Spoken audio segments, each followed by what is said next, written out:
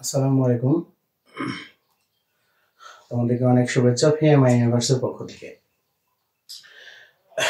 এখানে আমরা একই ক্যাটাগরির তিনটা অঙ্ক লিখে রেখেছি।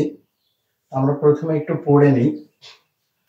x, 0, 5, 4 ও -3, -4 বিন্দুত্রয় একই সরলরেখার উপর অবস্থিত হইলে x এর মান কত? আচ্ছা, প্রথমটা আমাদের।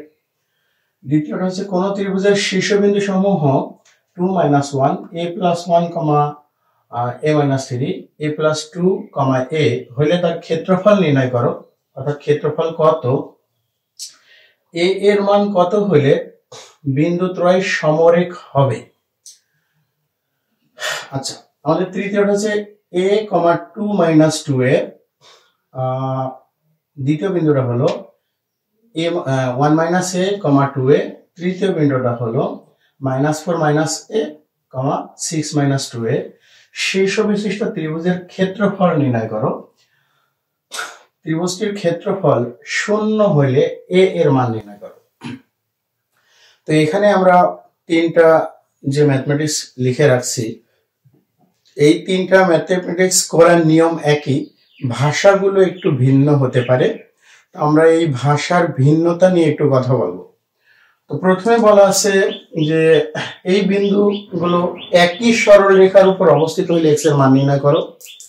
আচ্ছা, দ্বিতীয়টা ক্ষেত্রফল নির্ণয় করো, এটা বলা আছে। তারপরে বলা আছে a এর মান কত হলে বিন্দুত্রয় সমরেখ হবে। আচ্ছা, তৃতীয়টার ক্ষেত্রে ক্ষেত্রফল নির্ণয় করো। এরপরে বলা আছে ত্রিভুজটির ক্ষেত্রফল 0 হলে a এর মান কত। তো এখানে কোন বিন্দু একই সরলরেখার উপর অবস্থিত হওয়া এবং কোন বিন্দু সমূহ একই সরলরেখার উপর অবস্থিত হওয়া এবং সমরেখ হওয়া একই কথা। সমরেখ হওয়া এর অর্থ হচ্ছে একই সরলরেখার উপর অবস্থিত হওয়া। আর তিনটা বিন্দু একই সরলরেখার উপর অবস্থিত হওয়া, এইটা ম্যাথমেটিক্যালি প্রমাণ করার দুইটা সিস্টেম আছে। একটা হচ্ছে ঢাল এর মাধ্যমে, কিন্তু আমরা স্ট্রেট লাইন এখন 3.c করতেছি। তো 3.c এর ভিতরে এখন আমরা ঢাল নিয়ে আলোচনা করি নাই। আমরা পরবর্তী যে ক্লাস আমাদের আসবে সেখানে আমরা ঢাল নিয়ে আলোচনা করব। সো এখন আমাদের আরেকটা সিস্টেম যেটা আছে সেটা হচ্ছে ক্ষেত্রফল। ক্ষেত্রফলের সাহায্যে আমরা করবো, যেহেতু ক্ষেত্রফল নির্ণয়ের বিষয়ে আমরা থিওরেম করে এসেছি, আরো কয়েকটা অঙ্ক করেছি যে ক্ষেত্রফল কিভাবে নির্ণয় করতে হয়। তো যদি তিনটা বিন্দু সমরেখ হয় বা তিনটা বিন্দু একই সরলরেখার উপর অবস্থিত হয়, তাহলে সেই তিনটা বিন্দু দ্বারা গঠিত ত্রিভুজ ক্ষেত্রের ক্ষেত্রফল সবসময় 0 হয়। সো আমাদের প্রথমটা বলছে দেখাও যে একই সরলরেখার উপর অবস্থিত। দ্বিতীয়টাই বলছে a এর মান কত হলে বিন্দুগুলো সমরেখ হবে। তৃতীয়টাই বলছে ত্রিভুজ ক্ষেত্রের ক্ষেত্রফল 0 হলে a এর মান নির্ণয় করো। অর্থাৎ প্রথম, দ্বিতীয় এবং তৃতীয় অঙ্কে সবগুলোতেই আমাদের ত্রিভুজ ক্ষেত্রের ক্ষেত্রফল যে 0 এটা ব্যবহার করতে হবে। কারণ প্রথমটাই বলছে একই সরলরেখার উপর, দ্বিতীয়টাই বলছে সমরেখ। অর্থাৎ একই সরলরেখা বা সমরেখ হইলে সেই ক্ষেত্রে ত্রিভুজ ক্ষেত্রের ক্ষেত্রফল 0 হয়। আর তৃতীয় অঙ্কটায় আমাদের ডিরেক্ট বলেই দিয়েছে যে যদি ত্রিভুজ ক্ষেত্রের ক্ষেত্রফল 0 হয় তাহলে a এর মান কত। তো যাই হোক, এই তিনটা অঙ্ক আমাদের একই প্রকৃতির ছিল। আমরা এখান থেকে 2 নম্বর অঙ্কটা একটু সলিউশন করার চেষ্টা করব।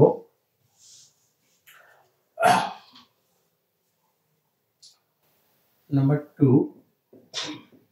তো আমরা প্রথমে বিন্দুগুলোকে একটু ধরে নিই। ধরি ত্রিভুজ এ বি সি এ। এ হলো আমাদের 2, -1, বি a + 1, a - 3 এবং সি হলো আমাদের a + 2, a। এই হলো আমাদের তিনটা বিন্দু। তো আমরা প্রথমে ত্রিভুজ ক্ষেত্রের ক্ষেত্রফল নির্ণয় করব, যেহেতু এখানে আমাদের বলছেও যে ক্ষেত্রফল নির্ণয় করো, এটার ক্ষেত্রে বলেছিল। তো উপরেটাই বলে নাই, তবুও আমাদের ক্ষেত্রফল নির্ণয় করতে হতো। যাই হোক, তোমরা 1 নম্বর আর 3 নম্বর প্র্যাকটিস করে নিবে, আমি 2 নম্বরটাই করতেছি।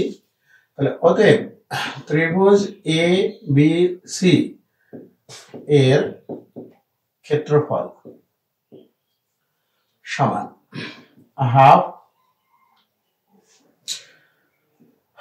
2 minus 1 a plus 1 by a minus 3 a plus 2 a sorry এটা বাই না অবশ্য নিচে আমরা লিখতেছি এটাই নিয়ম 2 minus 1 তো এটা আমরা আরো অনেকবার ব্যবহার করছি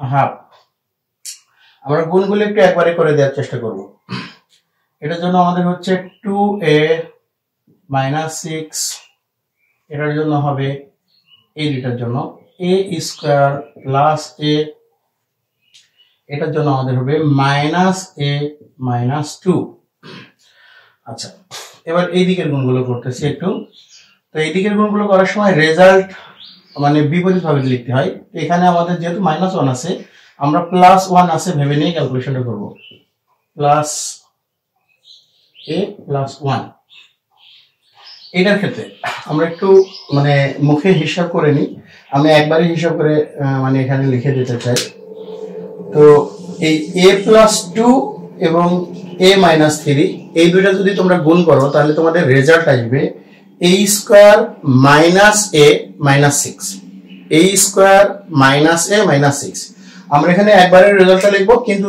এই দিকের গুণের ক্ষেত্রে রেজাল্টটা কিন্তু বিপরীত করে লিখতে হয় অর্থাৎ মাইনাস দিয়ে আমরা সেটাকে ফলো করে নেব একবারে তাহলে আমরা একবারে ঋণাত্মক চিহ্ন গুণ করে লিখব মাইনাস a স্কয়ার যেটা এটা ছিল a স্কয়ার মাইনাস a তাহলে আমাদের এটা হয়ে যাবে প্লাস a প্লাস 6 আর এটা হবে আমাদের মাইনাস 2a এই হচ্ছে আমাদের একটা রেজাল্ট আসছে তাহলে হাফ